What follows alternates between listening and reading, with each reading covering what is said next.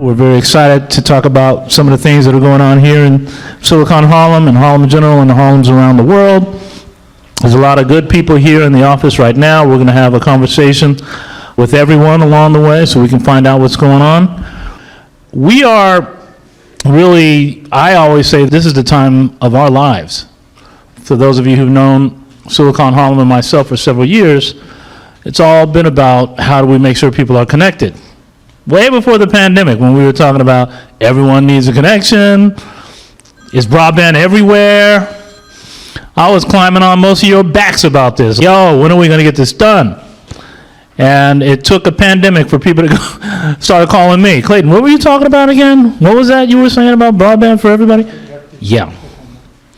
And I lately been writing quite a bit. You might have saw one of the op-eds I put in Cranes, and I'm doing a few things. I'm running on the, I'm on the transition team for Mayor Adams, and I recently was asked to serve on a committee for the FCC. Sounds cool, could care less. But what I love about it is that the letter I received to get on the FCC committee for the commission was written from a woman. The first woman in the history of the United States to have a chair of the FCC.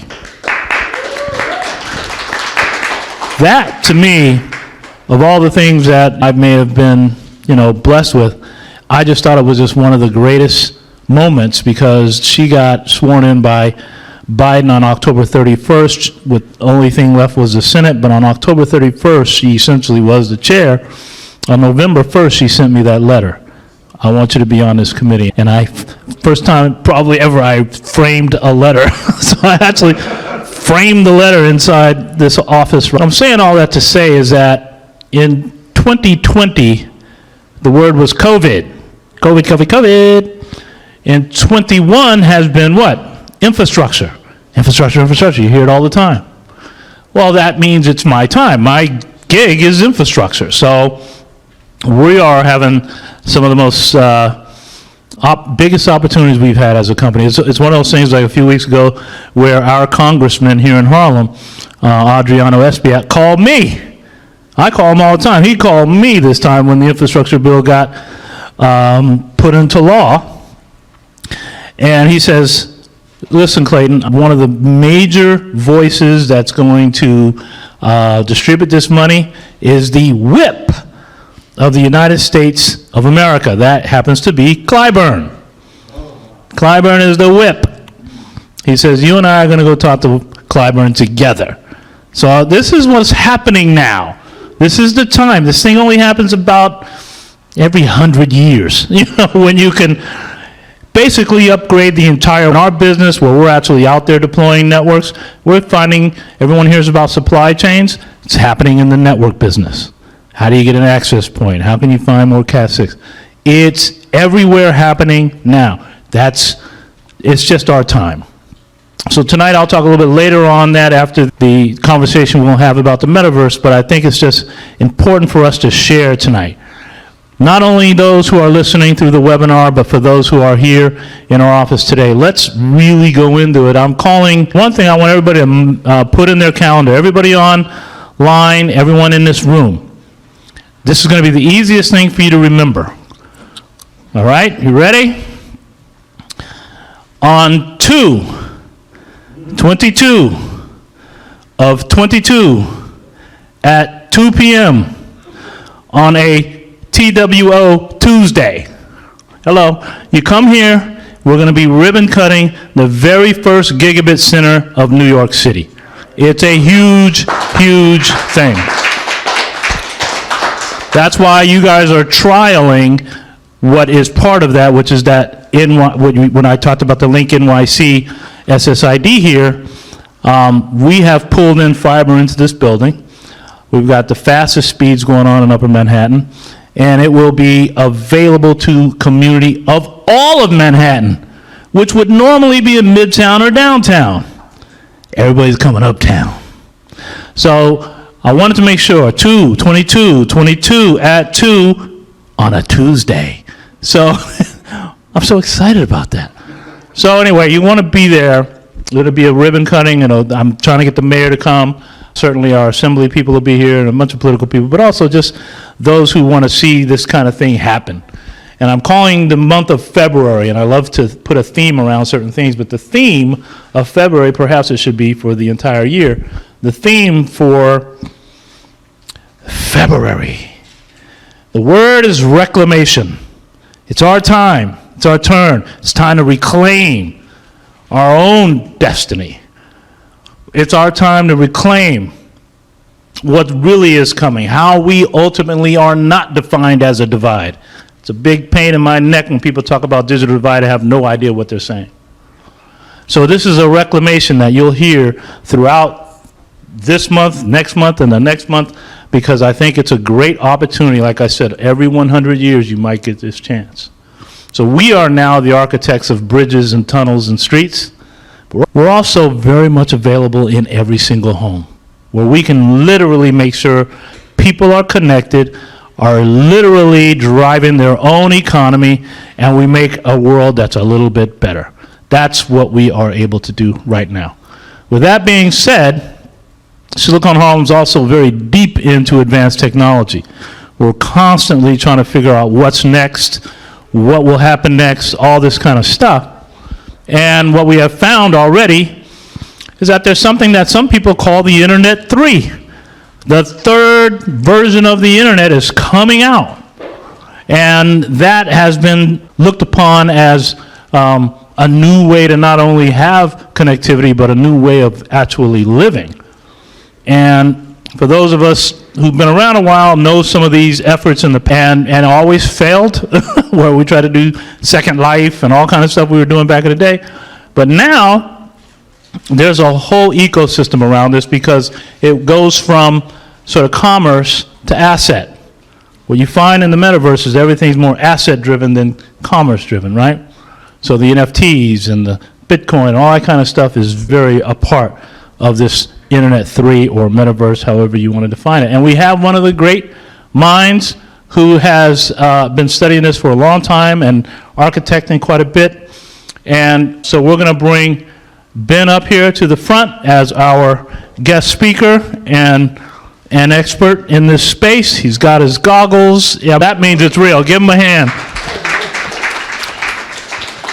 And we're very lucky that the moderator tonight is one of the great Silicon Harlemites, but also she's an attorney, a great businesswoman, worked at the United Nations, has traveled all over the world, and is just one of these people that you definitely want to meet and understand, because she has a vision that I think is going to be very impactful for not only this community, but for communities around the world.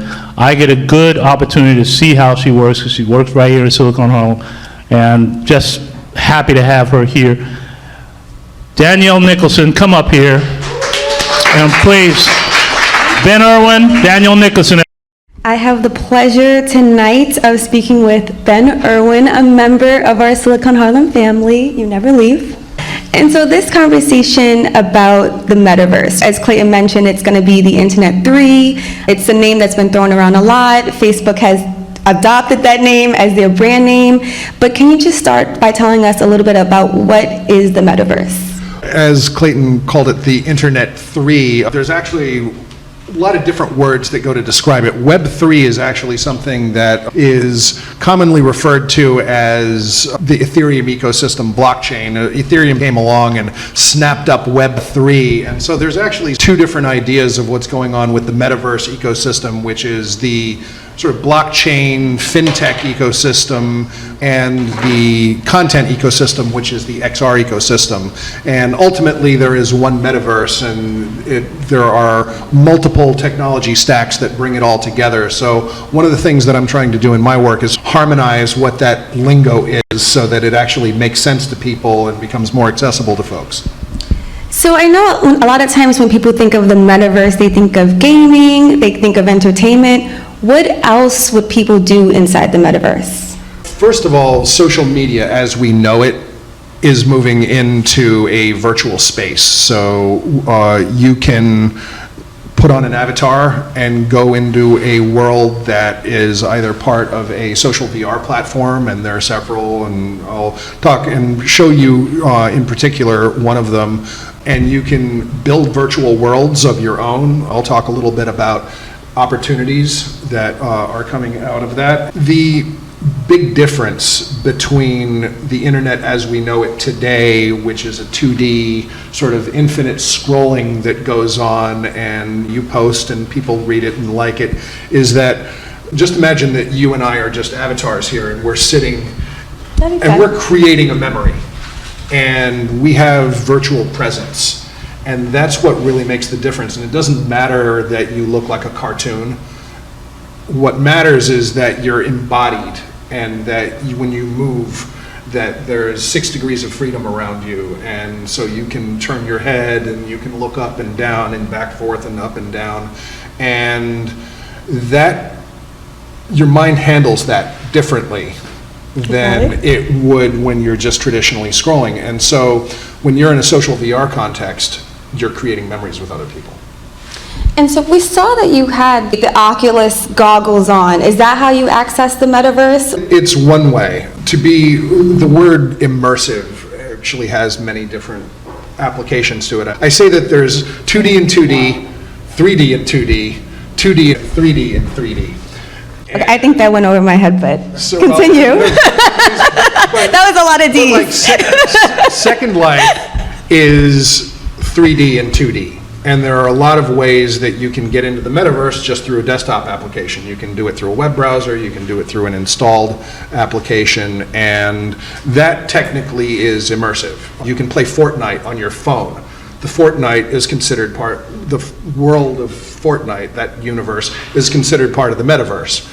So you can do it on mobile. But to have 6 degrees of freedom, there are sensors on headsets, and whether you're talking about a virtual reality headset like a Oculus Quest, which is what I have here, or a set of augmented reality glasses, and there really aren't many on the market, and it's years away before they really fulfill their potential. That's another type of immersive content. And so one of the things I'll talk about is the difference between AR and VR being fully immersive, where you're inside of a world. And that's the metaverse that I'm here to talk about. That's what the Oculus. Yes. Type. And then there's the AR cloud, and Clayton's been talking for years about the phygital and the physical digital space. And within a couple of years, you can already point your phone at things and see holograms and content that's there. But that's going to be ubiquitous in a couple of years, and you'll be able to visit historical markers and see animated holograms of George Washington or whatever. The ability for content to be placed in a certain location and a certain pose is what is referred to as the AR cloud, and that is another layer of the metaverse. Got it. So I guess I'm just thinking, if you're inside the metaverse, what would people use it for? Would you see your doctor in the metaverse? Other than for entertainment or social purposes, what would people do inside the metaverse? Well, the big, easy answer to that question is what people refer to as the future of work. There are a lot of collaborative platforms. And so one of the things that the pandemic accelerated was the need for people to telecommute in better, and so we've had video conferencing for years, but all of a sudden that became normal to do that. But at the same time, VR telecommuting, where you're actually in avatar sitting at a virtual conference room table with your virtual colleagues, having a virtual meeting in 3D, that is a practical use of the metaverse. So that means we never have to go back inside the office. Pretty much. That sounds great. And also, a lot of what we've been hearing about is people buying real estate inside the metaverse, especially for very large sums of money. So why would someone want to buy real estate inside the metaverse? Well, I was actually reading an article about that and a famous Metaverse guy named Lucas Risotto. He's a very talented developer. I actually met him a couple of weeks back when I was at the San Francisco Augmented World Expo, AWE, and he posted a flaming article about that all this is going to be worthless. And so my reaction to that was to post the classic animated GIF of Michael Jackson eating popcorn from the Thriller video, because I was just expecting, and I was like, ooh, I'm just like, let me read the comments on this one. There's a lot of speculation going on around crypto in general, and NFTs and virtual real estate are at peak hype right now, and I honestly feel that's headed for a reckoning. I think that the thing that the digital ecosystem has needed all along, which is attribution, that is the value that NFT brings. When you can sign a digital document and it has authenticity, and that authenticity has value that you can then trade, I think that is valuable. And certainly there's an art market, and whether or not $65 million worth of Ethereum is worth a Bored Ape GIF that they have a whole series of things, and then there's spin-offs of that and so forth. So there's a whole sort of hype cycle going on around that, and literally if anybody knows the Gartner hype cycle, there's the slope of innovation, and then there's the peak of inflated expectations. And so NFTs are right there at the top right now, but there's also a huge amount of investment that's going into that ecosystem right now, and when that pays off, and the hype passes, then what we're going to be left with is a lot of legitimate trading of assets. So there's a practical use to it, and then there's a gold rush. And we've seen gold rushes come and go before, and we're going to see this sort of pan out. But the underlying technology for NFT, that's here to stay. So how long do you think it'll take for the metaverse to be something that most people are using on a daily basis? Well, on a daily basis, I think it's going to be a transition. Apple's trying to position the smart glass that's coming out as not just a supplement to the smartphone, but an actual replacement of the smartphone. And I think that's going to take a while. They're promising a lot of processing. So there's a lot of physics, there's a lot of science that needs to win out. And I would imagine that there's a lot of really cool stuff going on in Apple's labs right now that we're not privy to, and they're being hyper secret. I'll talk about that. I have a bit of a deck to share with you here, but the transition into this is going to be slow. And the opportunity here, which is what my deck is about, is the opportunities in the metaverse, is that when this hardware arrives, there needs to be content for it. And the same way that everybody needed a website, and everybody needed a mobile app, and everybody needed to do video and so forth, and all the opportunities that the first two major iterations of the web created, this is going to be even bigger.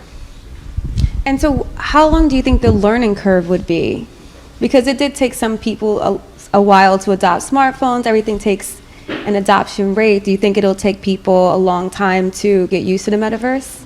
Well, as Clayton said many times, the best type of technology is when it becomes transparent to the end user.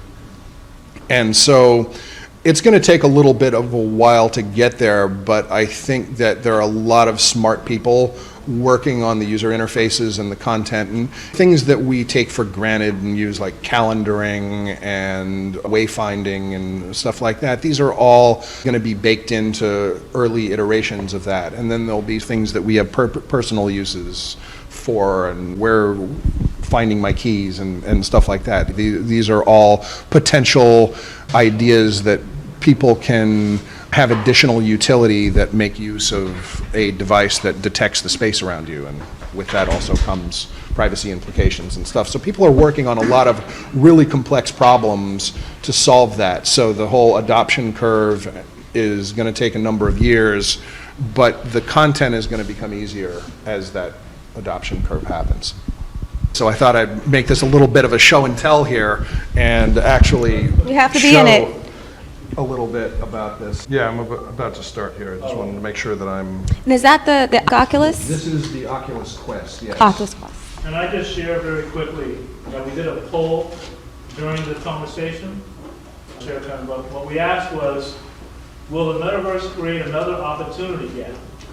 100% of people said yes. Well, if you need that, that costs around Tonight. $300 to $400. So the first thing I'm going to do is I'm going to spawn a flight tool. Now, does everybody see this? So I've got this. So this is a world that was created for the award show that I created called the Polly's WebXR Awards, and the next one is on February 12th. And so this flight tool here is an amazing thing. You see this wand? So there's a little ball in front of the wand, and as I am moving in the direction of the wand, that the direction that I move from the little ball is the direction I'm moving. And if I hold my arm back, and the distance from that is acceleration, and I can just all of a sudden fly up here, and here I am. I can go and stand right inside the letters. And let me see, let me take a selfie. Let me tell you. So here's my selfie. Fall off the chair. So on Thursday night, we had a party in here and talked about what our program is going to be. We live streamed to this video screen, and we had about 50 people, XR industry friends and colleagues, and we announced that we are doing 3 new WebXR summits next year: the WebXR Education Summit, the WebXR Brand Summit, and the WebXR Production Summit. And I can just keep flying over here, and I have, this is a giant Poly Award, and there's a little cauldron of hologram logos coming out of it here. I should throw a Silicon Harlem logo in here. The Future Way, the sponsor of this, Cause and Christie, are the World Builders, and the WebXR Awards logo. And over here is an actual monument to the WebXR Summit Series. And if I fly down over here, look, Closer, please. it's, Closer, please. there we go. Yeah! So here's, All right. so we had the WebXR Developer Summit, the WebXR Business Summit, and the WebXR Design Summit. So this is a 3D world that's made in Blender and Unity. And the artist who built this actually made, if anybody saw the movie The Dark Crystal, this thing that I'm looking at here is a sort of tribute to the conjunction machine, and the speed that these sort of planets are moving around is actually mathematically correct. You can see we have a really slow-moving Neptune over here. So this is just a little bit of a taste of what 6 Degrees of Freedom in the Metaverse is all about. So I just thought I'd start with that, because that sort of gives you a sense of that there's virtual spaces that you can move around in, and I'll talk a little bit more as we go about the opportunities that are being created for that. So I'm going to close off this, and I'm going to go to my deck. So I think I have to share. I would love to hear from you. Anyone have a? So this is all virtually new for me. You should be using the mic I've to never ask your had a question. chance to experience this personally. And I'm wondering, like, The microphone. so I'm wondering, based on sort of your immersion into this, does it ever become fatiguing? And you get overly saturated being inside that environment that you need to just hop back out into real life? Yeah, I think that there's thresholds for that. A lot of people get motion sick in VR really easily, and that's not, my wife is one of them. She loves the idea of VR, she totally gets it, but it takes literally seconds for her to get queasy from being inside. And so different people have different inner ear stability. I've been flipped upside down and spun around on a virtual skateboard and not gotten sick, and I was like, if I could do that, then I don't have that particular problem. But this battery that I have here gives the Quest lasts an hour or more, a little bit, and this battery makes it last even longer. The stamina that you have, I guess, is really how interesting what you're doing is.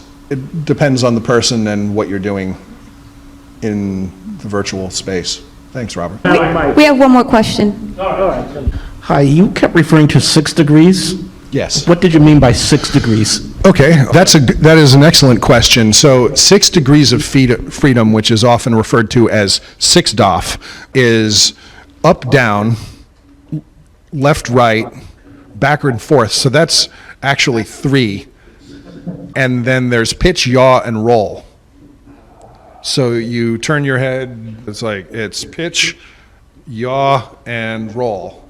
And that allows you to move through space just like you would in real life. And sensors pick up your proximity to whatever objects are in the room, and that's what moves you forward in the space. But for example, as I was just using a wand to move through, or you can use your thumb controllers, or you can push a button and teleport. These are all different ways that you can have locomotion in the metaverse. With any other questions? Okay. I probably will never understand the why of all of this. As someone who never had a Facebook account, I'm still curious as to what big industry sees as a way to monetize this. I saw an article today that Nike had purchased some virtual shoe company in order to gain a foothold on people that buy items for their avatars. And I'm just trying to understand where all this might be going. I'm going to talk a little bit about that in a slide that I have called the creator economy. And there is a lot of, some of it's hype, some of it's for real, but there's a paradigm shift going on with the economics of digital content. And the metaverse is part of it, NFTs are part of it. Like the ecosystem has evolved quite a bit, and that the idea of having digital goods is now part of that new economy. So a lot of this is yet to evolve and be revealed, but Nike is a vanguard company who really sees it coming, and that's why they're getting out in front, and they're leading a lot of other companies to do the same. We want you to get on your slides, but can I I want to answer part of your question, or at least build on your question. I love the fact when somebody says, why? So here's what I've concluded so far after seeing so many different types of technologies deployed. It right now looks like a money grab. There's not like, here's how we're going to help people, here's how we're going to do this.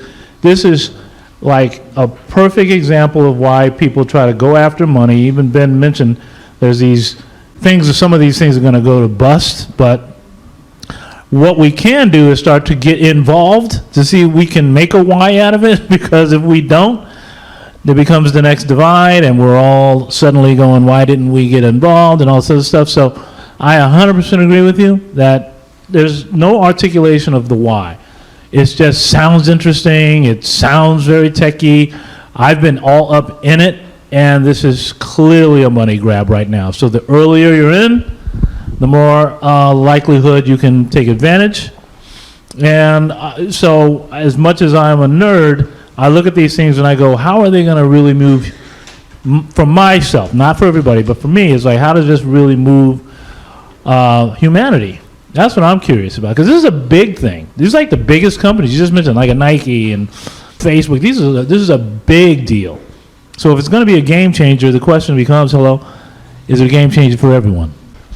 So I'm going to begin my presentation, which is called You Cannot Be Told What the Metaverse Is, by showing something that just came up on my radar today. I love finding bleeding edge stuff the day of. So we've got, after almost 20 years, a new Matrix coming out, and the tech that has been built in the meantime that is now built to do the Matrix. And if anybody here is like a Mandalorian fan from Star Wars, one of the innovations that they have is they use a gaming engine called Unreal Engine to power giant LED screens that they actually film the show in front of.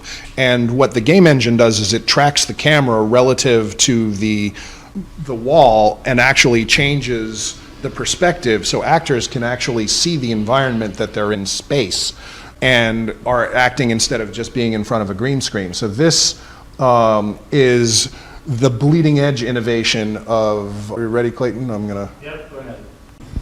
There's not a lot of audio on it. Now watch this part. That was a demonstration of what can be done with this, but this gets into some of the little effects that are possible. So this city is fake.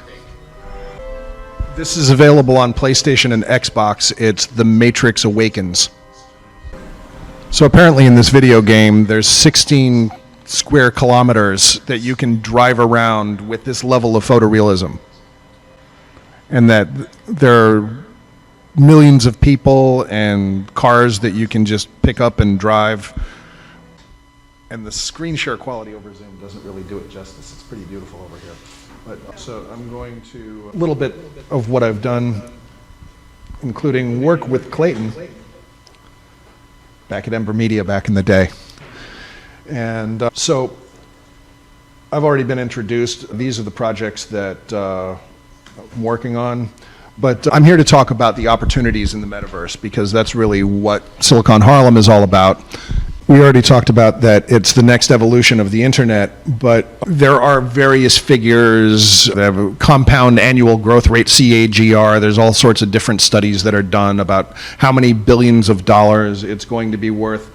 I'm not going to try to put a number on it, but if we use history as our guide and look back 20 years and see what was the internet worth, what was the Web 2.0, which was social media, video, and embedded user-generated content, what was that worth? Fun fact, Apple was worth less than $8 billion in 2001. It's worth $3 trillion now. These things have a way of compounding over time. And so Apple isn't even in the game yet, and I'll talk to that, but there are massive investments being made. Brands are changing. We talked about Nike, and we also talked about how it's changing the way that we work, in addition to the way we play and live. For those of you that don't know the origin of it, reading any article about the metaverse, they will reference Snow Crash, which was the dystopian novel about elitists on a train. Chris Evans was on a couple of years back, they made a movie of it, but there are 3D spaces that you can enter virtually. And for anybody wanting to read a really interesting article about this, I even made a bit.ly for it, the bit.ly 7 Metaverse Rules. Tony Parisi, who I know from the XR industry, really smart guy. He actually was an early developer of this back in the 90s. And he also is one of the people that created the GLTF format, which is the sort of the principal 3D model format. And he wrote this treatise on the metaverse that I consider is a must read. And so I'm not going to dive into his rules, but I highly recommend that for anybody that's really interested in the subject, it's a great place to start, and I think it might inspire some of it. Recently, Facebook talked about the fact that it's going to take a $10 billion loss, and this was right as they renamed themselves Meta, to do this. And they're going to put hundreds of millions of dollars into education. And think what you want about Facebook. They have hired great people. They've shown real leadership in this space. I have questions about the business model and the subsidy of why an Oculus Quest costs $300. The cost is your privacy, and if you're willing to make peace with that, then cool, and if not, that's cool too. But nonetheless, it's not easy to do the R&D to make a VR headset and to sell 10 million of them, and that's what they've done. We also talked about glasses supplanting phones within 10 years, and one thing that's really important is that the amount of power that it takes to render 3D graphics is massive. And one of the things I wasn't thinking about with the slide, but since we were talking about crypto and NFTs and so forth, is that crypto is created by graphical processing units, GPUs, and the whole crypto phenomenon, in order to find the next block in the blockchain, requires graphics cards, and that is what has artificially driven up the demand of graphics cards, and why a $600 card costs you $1,800 now if you can find them. And that's just the beginning of the processing problem. Apple said that it's going to have an M1 chip in its headsets, and people are like, how is the physics going to work in that? The M1 chip and the heat and everything, like how is that going to not melt your face when you have it on a pair of glasses? We're going to have to wait and see, won't we? But nonetheless, the amount of storage the amount of memory, the amount of processing, the amount of cloud computing that it takes to be able to run this. One of the things that they're doing with VR is called pixel streaming. And so when people don't have headsets that can actually process the graphics, they do it in the cloud and they basically stream it down to your device. And that's another angle to this whole new economy. So the creator economy, this is at the heart of what I'm here talking about with opportunities, is that the time to start upskilling is yesterday. Not now. You should already be in motion doing it, but you definitely don't want to wait another day. And the thing to ask about, okay, how does the metaverse affect me, is what do you do already? What do you love to do, want to do? And you could be one of several different profiles. You could be somebody who is been there, done that, tired of their career, looking for something new and wanting to do something exciting and fulfilling, and maybe want to do something creative or whatever the metaverse has to offer. You may be somebody who absolutely loves their job and says, okay, how is this going to change the way that I work? How is it going to change the way that I interact with my colleagues? And how is it going to change the product that my company makes? And all of these things are for you to answer, but the fact is that this is going to be a big disruptor the way that the internet was a big disruptor. And the changes that come with that include learning the new language behind it. And this isn't something that you can really fake your way through or just read an article and think that you understand. You have to spend time and apply yourself and talk to other people and really get a handle on this. And it's also something that I came to a point a couple of years ago where I was big on this topic, and I thought I need to buy my own gear because there are a lot of digital transformation charlatans out there who are just trying to sell you snake oil, but they actually don't know what they're talking about. But the people who are getting ahead in this space are people who are making things and the people who really understand it well. So Ben, I actually had a question about that, because we see from the question earlier posed to the chat that everyone acknowledges that this will be an opportunity gap. But when you talk about skills, and I think we can wrap this up here on a happy note, what are the skills specifically that people can obtain right now, especially young people who are still in school? What are the kind of classes, what are the jobs that you think will be ready for the metaverse? Well, as I put here, 3D skills are really essential, and I think that for a lot of parents have kids who want to get an expensive computer so that they can play Fortnite on it and other video games and so forth. And I made a post recently saying that get them the expensive computer, but also have them install Blender and Unity and Unreal Engine and learn the 3D skills and tools that it makes to be able to do that. And open up a hat shop, apparently, to compete with the Nike shoe shop. You know, I could have my own hat shop.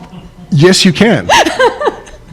And that's the type of thinking that I'm talking about, is something that you like, something that you want to do. How can you apply this new paradigm and this new technology to make a place for yourself? Because the opportunity to get into it is right now. This next 4 or 5 years is like the late 90s for the early web. It's like the sort of 2008 to 2012 era for the mobile web.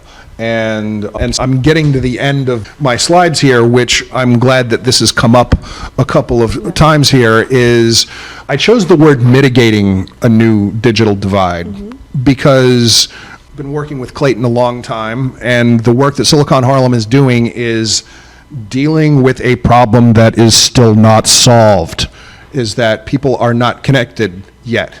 So starting with that digital divide has not been solved yet.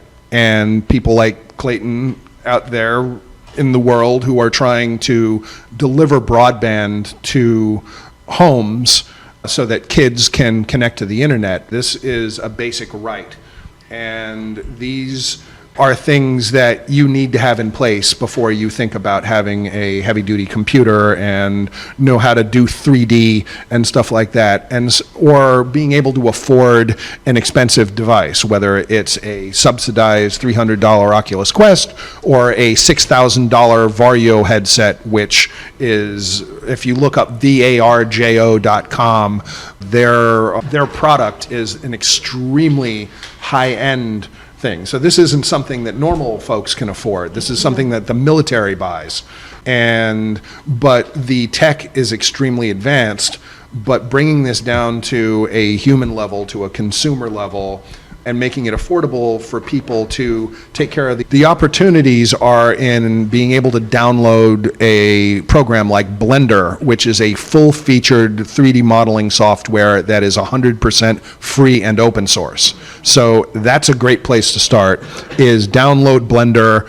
There's a billion tutorials on YouTube on how to use it, and make stuff.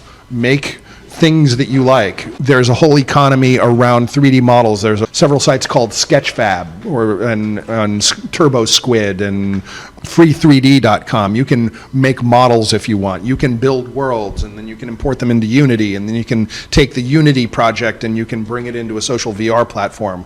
These are all opportunities where not a lot of people are doing it yet. The skills to do this are in extreme demand. As a web developer, coming out of the 90s, my heyday as a web developer peaked around 2015, 2016, when it got commoditized by the Wix and the Squarespace, and they finally made an easy-to-use CMS. We're probably another 15 or 20 years out before that happens here.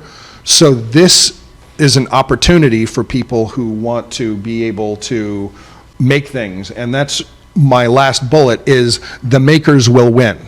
This is a maker economy, and the people who have ingenuity and want to make things that they can sell, make things that other people can use, and NFT is one of many avenues that they refer to the creator economy based on NFTs, that a creator can then not only sell a work, but that the subsequent sells of something, so if a resell of something, that people can track the ownership of that and have a commission. That's a new way of thinking about the economics of creativity. And this is the opportunity of a generation. So I would highly suggest that you buy a device. The Oculus Quest 2 is a great device, and it's really affordable.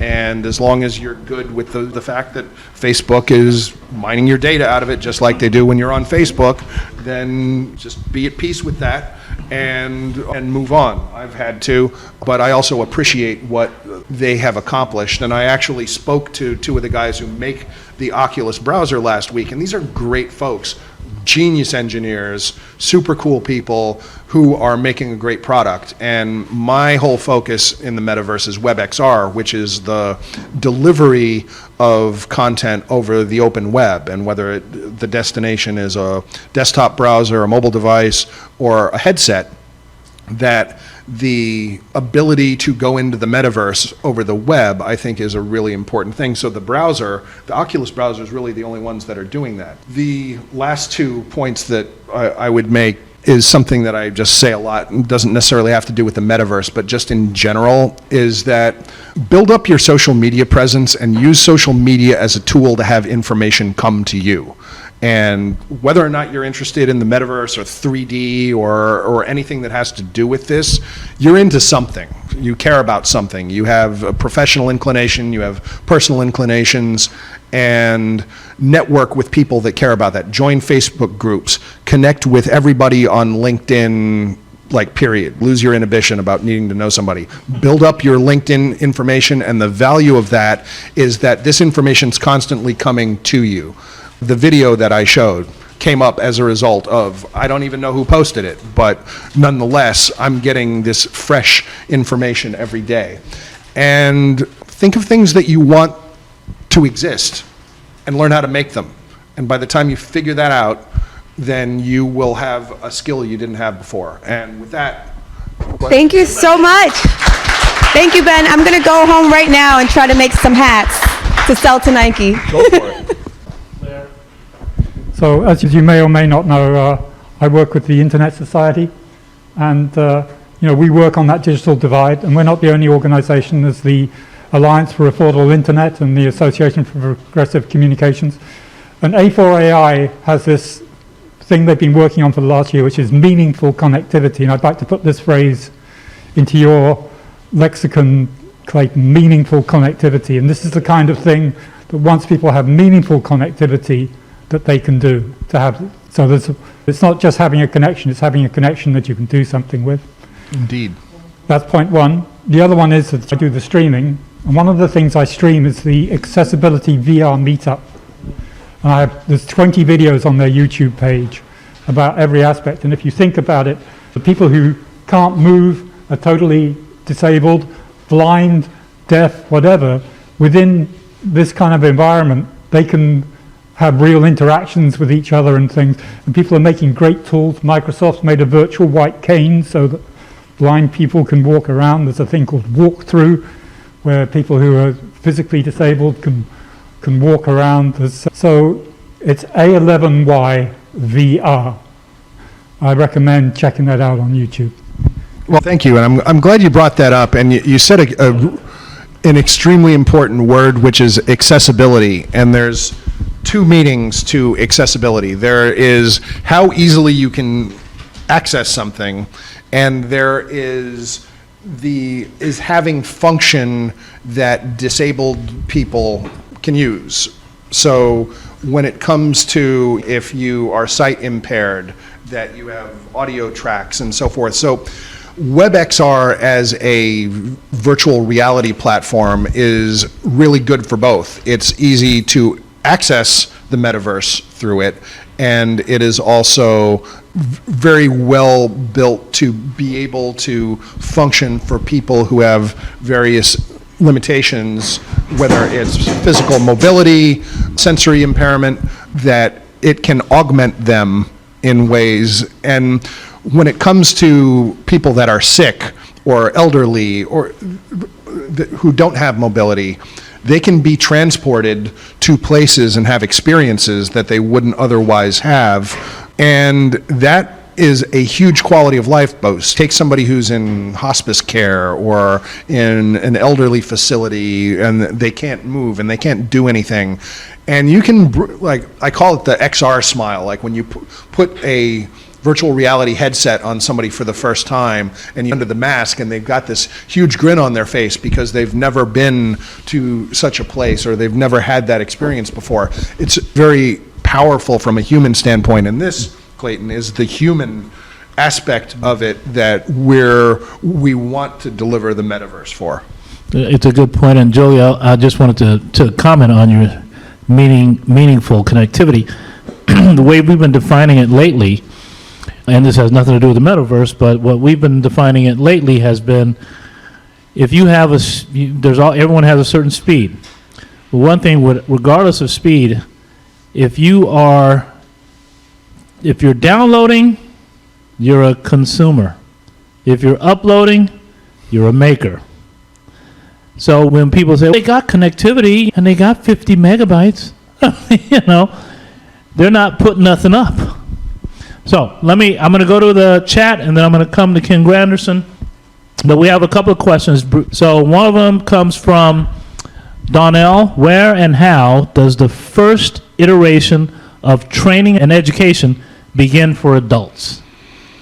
For the metaverse. Okay, Okay. Donnell, I'll take a stab at that. First of all, the education is regarded as the key use case of this. I haven't seen as many examples as I would like of it being put into action yet, but there are a lot of people doing really good work. So my first recommendation is that, and this is something that you can do through your web browser, there is a platform called framevr.io, And FrameVR.io is actually built for education, and you can go in and you can create your own, well, you can choose from different templates that already have virtual worlds. You can do this on your desktop. You don't need a headset, but you can go into VR, but you can bring in content. You can have meetings in there with webcams, and you can do presentations, and you can have photospheres and have all sorts of different content in Frame. And so that's one of many platforms. The only reason I'm highlighting Frame is that it's very accessible. It's multi-platform. There are many great platforms out there. I worked on a publication called xrcollaboration.com that actually has a long list of XR platforms. There are social VR platforms, there are work platforms, there are all sorts of things. But the best way, Danielle, to get started is to jump in and get a sense of it yourself and learn the tools. So download Blender and take some tutorials on that. Go into Frame and play around with that. Explore, be curious. That's the best advice I can give. There is no one-stop shop for learning about this. What potential impact for enhancing local economies? How will robotics and 3D printing play a role in the metaverse? That is a physical aspect of the metaverse. Is somewhat of a digital ecosystem, but if you think about, so first of all, you were talking about cities. Digital twinning is a big thing these days. Obviously, you're not going to go, why would you want to print a city? In 2019, when we had the conference where we talked about the fourth industrial revolution and AI and blockchain and 5G connectivity, IoT, robotics, I suppose I would put under IoT. That's a hardware component of it.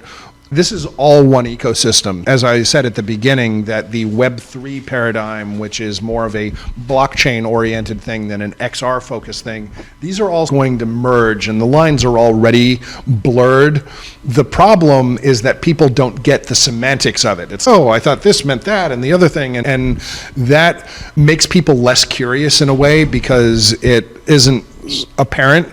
But to the curious, when you dig deeper, and you start to wrap your head around all of this, you realize that the totality of this whole technological shift, and for folks like us that have been around a while and have seen a little bit of history and seen the dramatic last 25 years of technology, just roll that over the next 25 years and think about what 2046 is going to be like with all of this, which is going to be a done deal, and we will know who all the players that won the game in the metaverse are. We have that type of opportunity in front of us. Like, who knew Google? Who knew Amazon? Like, Amazon and Google are going to be around, make no mistake, but there will be other players who may not be bought by Amazon, Google, Facebook, Apple, all of the big companies, and that's where the opportunity is. We're going to do one last question. One last question. We got to bring in the mic, and then we're gonna turn it over to everybody else. So, Hassan, I'm the founder of a black-owned digital bank, but we're also the first NFT payment portal. We have people like Russell Simmons and the original masterminds of hip-hop, Allen Iverson, one of the superstars. And so now we're working with some of the metaverses where they're creating these alternative metaverses and putting all these digital work, so you can go and you have a stadium. That is the Iverson Stadium, and you have that type of thing. But getting to the digital twinning part, where you talk about opportunity with local companies, is a big trend, and we work a lot with companies even outside the U.S., is social e-commerce, and that's creating something entirely different. But I would say the big challenge, particularly for those in our community, us BIPOC, black community, is how do, when we talk about there's going to be a Facebook and Google, I just shudder, because that's a winner-take-all predatory way of capitalism.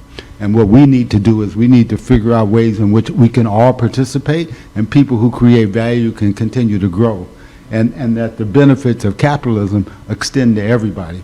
And that has not been happening. So that's sort of a comment and a question. And Facebook, I don't know if you know, Facebook's losing market share. It's considered an old people's platform. So one reason they're going to Meta is because if you go to anyone under 15, they go to Discord and TikTok. And if you go to 10 and under, they're all in the Metaverse. It's called Roblox. And they spend money like crazy if you have any little kids. And that's a Metaverse, right? So the whole idea of this thing is moving fast, and they're not on Facebook. So while there's this talk of these guys, they're trying to move this whole ecosystem. The ecosystem's growing fast. What we need to do is we're the most creative people on the planet. You can't find a major commercial that doesn't have hip hop and our music and our culture. But we're the employees. We get a little fee. We need to think about is how do we become owners and how do we manage this economy for ourselves. That's what we need to be about. That's very well said, Hassan. I'm going to have you guys, why don't you guys wrap up? And we're going to open, I want to hear from everybody before we get out of here. I really do want to hear more from everyone that's here and anyone also virtually that you want to share. We're going to give you that opportunity. So I just want to thank Ben again for coming here and sharing with us. Thank you for having me. Ben, do you have any last takeaway for us for the Metaverse? Well, the last couple of comments that I came in are first of all, amen to what you guys are saying there. And I think that in terms of the work that Silicon Harlem is doing, which I've been very close to Clayton for a long time, and I've worked in and with Silicon Harlem for a long time, so I really understand what this operation is about. And it is critical. This is a really critical time to seize this opportunity because there's a lot of desire for diversity and inclusion out there in the industry. Some of it is lip service, but the people who are promoting it are very sincere about it. But it is not necessarily as easy as just saying, oh, we need to have more black people and women in tech. Black people and women in tech need to support each other and help each other be part of that community because the opportunities are spread around when your peers are in on it. And this is so important and such an amazing opportunity on a scale that none of us really understand. I will say to you that I cannot wrap my head around how big this opportunity is. Because could we have seen where we're at right now? Like when we were kids and we thought, oh, we're going to have flying cars someday. We didn't get the flying cars, but no one thought we would get the smartphone. And the smartphone changed the world. But now we have an internet that we can go inside of and we can be together no matter where we are.